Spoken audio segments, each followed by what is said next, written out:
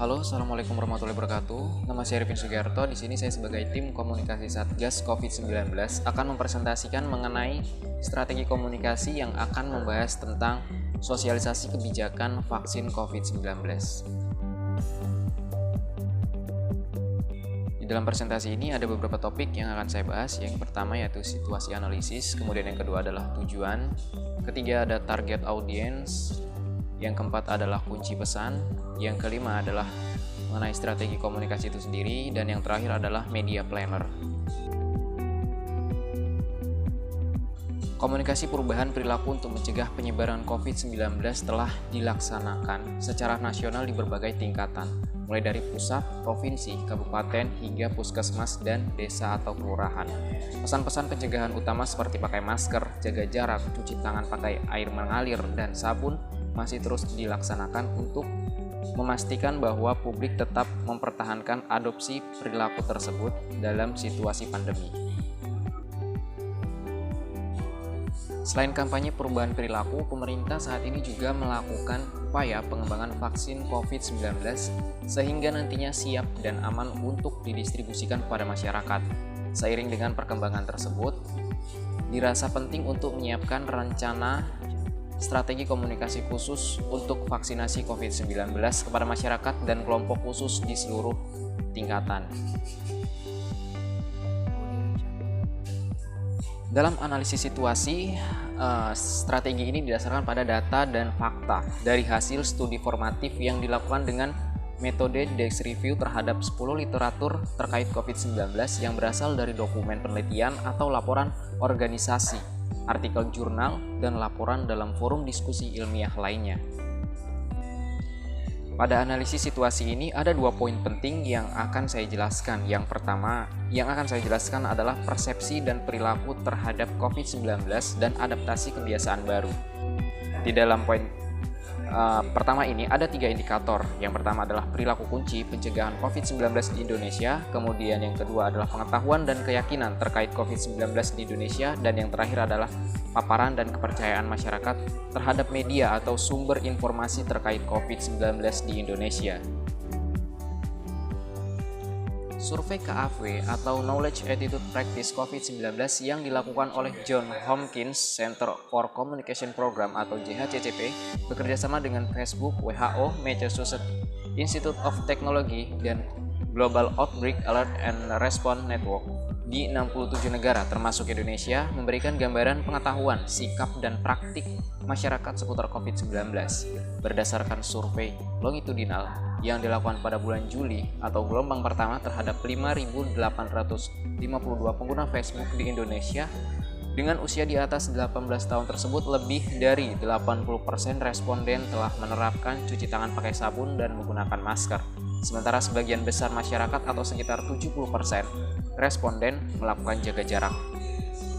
Selanjutnya, hasil survei bulan Oktober 2020 terkait 3 perilaku kunci menunjukkan 86% responden melaporkan penggunaan masker dan perilaku mencuci tangan pakai sabun turun dari 83% ke 81%, dan menjaga jarak turun dari 72% menjadi 70%. Terkait informasi mengenai COVID-19, sebagian besar masyarakat mengetahui apa saja gejala dan keadaan saat ini bahwa obat maupun vaksin COVID-19 belum tersedia. Terkait akses informasi, sebanyak 73% responden mengaksesnya melalui televisi yang dianggap cukup kredibel atau dapat dipercaya sebanyak 52%. Sayangnya, hanya sedikit sekali atau kurang dari 30% masyarakat yang mengakses informasi dari tenaga kesehatan secara langsung. Sebagian besar masyarakat atau hampir 80% responden justru mengakses sumber informasi daring atau online, walaupun mereka menganggap informasinya kurang kredibel sebanyak 35%. Selanjutnya, poin kedua yang akan saya bahas pada analisis situasi ini adalah mengenai persepsi dan perilaku terhadap vaksin COVID-19.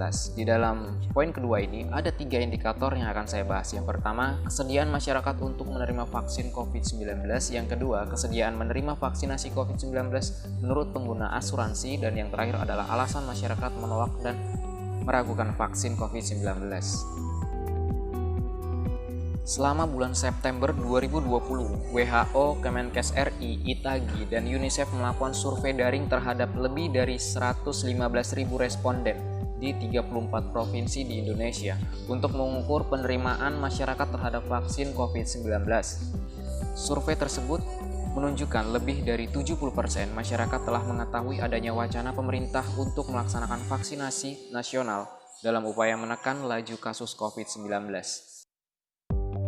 Mayoritas masyarakat atau sekitar 65% bersedia menerima vaksin COVID-19 apabila disediakan oleh pemerintah, sementara sekitar 27% merasa ragu-ragu dan sebagian kecil lainnya atau 8% menolak.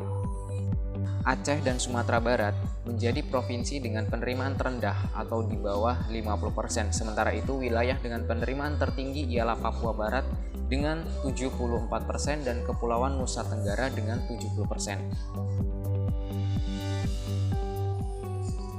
Masyarakat yang memiliki asuransi kesehatan cenderung lebih menerima vaksin dengan tingkat penerimaan sebesar 66-70% dibandingkan dengan responden yang tidak memiliki asuransi atau sebesar 55%. Responden yang memiliki kerabat yang telah tertular COVID-19 juga cenderung lebih bersedia menerima vaksin COVID-19. Berbagai sebab menolak atau meragukan vaksin pun disampaikan oleh masyarakat dalam penelitian tersebut. Masyarakat yang menolak vaksin sebagian besar dikarenakan masih meragukan keamanannya sebanyak 30% dan tidak yakin bahwa vaksinasi akan efektif sebanyak 22%. Sementara sebagian kecil lainnya menyatakan tidak percaya vaksin sebanyak 13%, takut pada efek samping sebanyak 12%, alasan agama 8% dan alasan lainnya sebanyak 15%. Secara umum, tujuan membangun strategi komunikasi adalah untuk menyediakan informasi mengenai vaksinasi COVID-19 yang akurat, dipercaya, dan konsisten melalui berbagai pilihan saluran komunikasi, sehingga memudahkan para pelaku komunikasi, edukasi, petugas lapangan, dan fasilitator masyarakat untuk melaksanakan tugas mereka dalam membantu menyebarkan informasi penting tentang vaksinasi COVID-19 berdasarkan informasi yang sesuai dengan standar dan protokol terkini. Strategi komunikasi yang akan saya bahas ini juga melihat data dan dokumen induk strategi komunikasi vaksinasi COVID-19 yang juga dikeluarkan oleh Kementerian Kesehatan.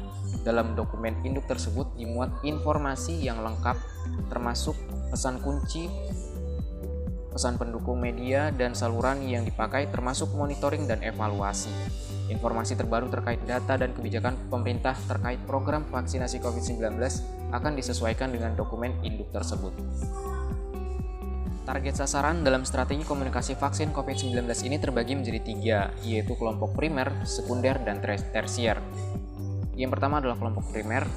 Kelompok primer ini menjadi fokus utama dalam pemberian vaksin sebagai kelompok dengan daftar prioritas penduduk Indonesia yang tersebar di berbagai daerah. Karakteristik dari kelompok primer ini dilihat berdasarkan geografi, yaitu mencakup seluruh Indonesia, kemudian demografi, yaitu usia 18-59 tahun, pria dan wanita, pekerjaan yaitu tenaga kesehatan, tokoh masyarakat atau agama, guru, tenaga pendidik, aparatur pemerintah, masyarakat, dan pelaku perekonomian lainnya. Kemudian psikografi itu mencakup masyarakat umum. Selanjutnya yang kedua adalah kelompok sekunder, yang merupakan kelompok yang akan menjadi panutan penggerak untuk mengedukasi serta sosialisasi mengenai vaksinasi COVID-19 di berbagai lapisan. Karakteristik dari kelompok sekunder ini dilihat berdasarkan geografi, demografi, psikografi. Menurut geografi, kelompok ini tersebar dari kota besar di Indonesia berdasarkan 34 provinsi di Indonesia. Kemudian menurut demografi yaitu usia antara 18-59 tahun, pria dan wanita, pekerjaan antara juru bicara nasional, tokoh agama, informasi, vaksinator dan tenaga kesehatan di fasilitas kesehatan, tokoh berpengaruh di media, bisa artis atau influencer, tenaga dan relawan kesehatan masyarakat. Psikografi meliputi tokoh atau ahli kesehatan, pemerintah, pemerhati keluarga, sosial dan budaya, pemerhati perekonomian dan bisnis. Kelompok yang ketiga yaitu kelompok tersier. Selain kelompok primer dan sekunder, kelompok tersier ini juga berperan penting dalam komunikasi vaksinasi. sebagai pengawas serta pengamat tersalurkannya vaksinasi COVID-19 secara menyeluruh sesuai dengan sasaran target. Kelompok ini terdiri dari organisasi mitra seperti pramuka, PKK, organisasi masyarakat, lembaga swadaya masyarakat, dunia usaha UMKM, perguruan tinggi, dan organisasi profesi. Lintas sektor bisa meliputi pusat dan daerah, Pemda, serta rekan media. Berdasarkan berbagai temuan dalam studi formatif, isi pesan kunci yang harus terus dikomunikasikan kepada masyarakat antara lain yang pertama, penularan COVID-19 dan siapa saja kelompok berisiko tinggi tertular COVID-19. Kemudian yang kedua adalah pentingnya tetap menjalankan 3 perilaku kunci, termasuk ketika telah divaksinasi. Yang ketiga adalah informasi keamanan dan efektivitas vaksin. Yang keempat, counter hoax yang tersebar di masyarakat. Dan yang terakhir adalah 3T yang meliputi tes, tracking, dan treatment. Ragam saluran informasi juga dapat dioptimalkan dalam kampanye perubahan perilaku dan vaksinasi. Distribusi pesan kunci melalui siaran TV atau akses tinggi dan kredibel. Dan perbanyak informasi counter hoax oleh tenaga kesehatan atau sumber lain yang kredibel, baik melalui saluran daring maupun community engagement di tingkat lokal. Strategi komunikasi yang dapat dilakukan untuk vaksinasi COVID-19 adalah dengan melakukan yang pertama, segmentasi, termasuk strategi khusus pada populasi-populasi tertentu. Itu sebagai kunci. Kemudian yang kedua, fokus pada peningkatan pengetahuan dan kesadaran masyarakat akan pentingnya vaksin. Dan yang ketiga, dorongan melalui regulasi dan konsekuensi bagi yang menolak vaksin. Dan keempat, meningkatkan kualitas akses dan kemudahan dalam mendapatkan vaksin. Yang terakhir adalah informasi dan edukasi yang terus-menerus dan berkelanjutan. Ada 3 tujuan utama strategi komunikasi vaksinasi COVID-19 ini, dan untuk mencapainya dilakukan dengan beberapa strategi. Tujuannya diantara lain adalah meningkatkan kepercayaan publik terhadap vaksin. Yang kedua adalah mendorong penerimaan vaksin bagi kelompok sasaran. Yang ketiga, meningkatkan kepatuhan terhadap pesan kunci COVID-19. Dan beberapa strategi diantaranya yaitu komunikasi publik, komunikasi massa, pemberdayaan masyarakat, peningkatan kapasitas, keterlibatan pemangku kepentingan, dan yang terakhir adalah kerjasama lintas sektor. Fokus dari rancangan komunikasi ini adalah pada kegiatan pemberdayaan masyarakat sebagai ujung tombak dalam memastikan bahwa norma sosial dan penerimaan vaksin di tingkat individu meningkat. Pesan terbagi menjadi 2, yaitu vaksinasi dan tetap melakukan 3 perilaku kunci. Pada tingkatan eksekusi, pihak pengelola program selalu menyampaikan kedua pesan tersebut secara bersama agar publik menyadari bahwa vaksinasi bukan untuk menggantikan 3 perilaku kunci.